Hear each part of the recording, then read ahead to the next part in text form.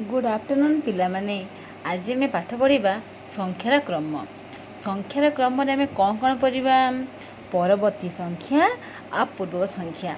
आम जाचे परवर्ती संख्या माने कौन जदि मनकर आम गोटे संख्या नेले 99 ता पर संख्या कौन हम 100 हम ए जाचे आम सेहीपरि बड़ बड़ संख्या नहीं पार 999 केते हम 1000 हम एहीपरि आम शिखा परवर्ती संख्या।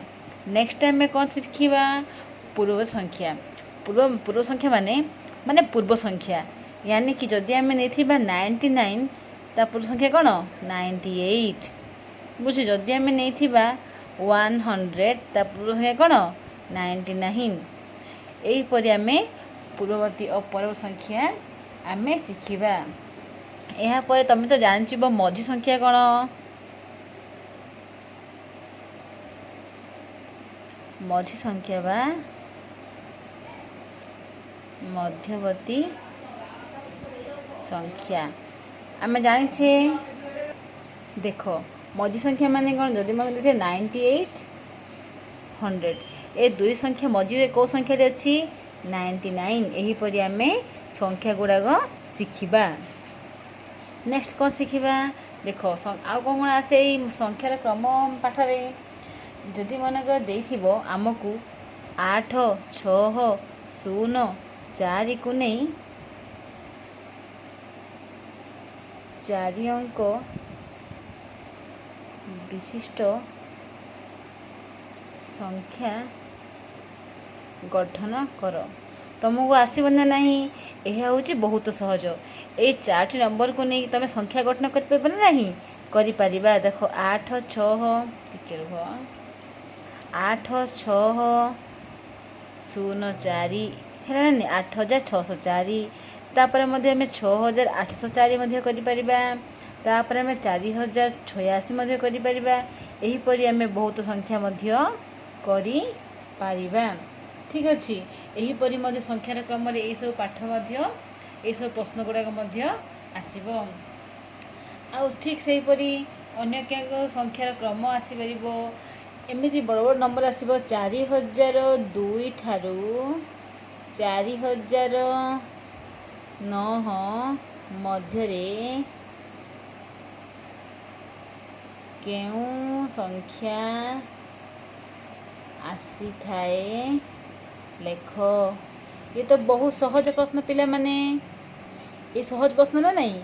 आम 4002 रु 4009 मध्य संख्या को लिखिदेबा 4003 4004 4005 4006 4007 4008 यहाँ हूँ कौन मध्य संख्या गुड़ाक आम लिखिपर। ठीक अच्छे देख आमती प्रश्न आसपारे बहुत सहज प्रश्न तुम एग्जाम रे पढ़ले किसी टेंशन नबार नहीं।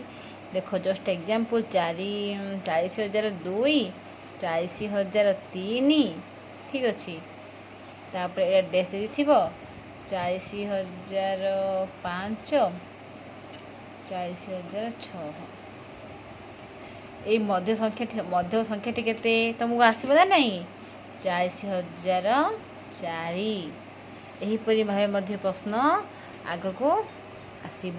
ठीक अच्छे तमें आगु पाठ शिखि स्कूल तुम पढ़ाई एक अंक विशिष्ट बृहत्तम संख्या केते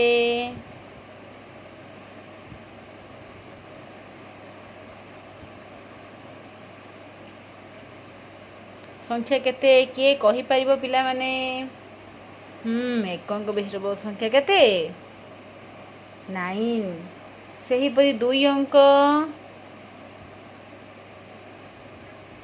विशिष्ट संख्या केते 99।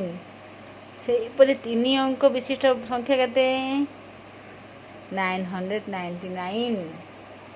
ठीक सेहीपरि आम शिखा आ गोटे कौन शिखाई स्कूल रे एक अंक विशिष्ट क्षुद्रतम संख्या कौन कहली एक अंक विशिष्ट क्षुद्रतम संख्या केते ଆମେ ତ ଜାଣିଛୁ ପିଲାମାନେ 1। ସେହିପରି 2 ଅଙ୍କ ବିଶିଷ୍ଟ କ୍ଷୁଦ୍ରତମ ସଂଖ୍ୟା କେତେ? 10। ସେହିପରି 3 ଅଙ୍କ ବିଶିଷ୍ଟ କେ ସଂଖ୍ୟା 100 ହେଲା କି? ଏହିପରି ମଧ୍ୟ ପରୀକ୍ଷାରେ ତମର ପଢ଼ିବ। ତମେ ନିହାତି ମନ ଦେଇକିରି ମ୍ୟାଥ୍ କର। ଯାହା ଡାଉଟ୍ ଥିବ ମୋତେ ପଚାରିବ, ଠିକ୍ ଅଛି?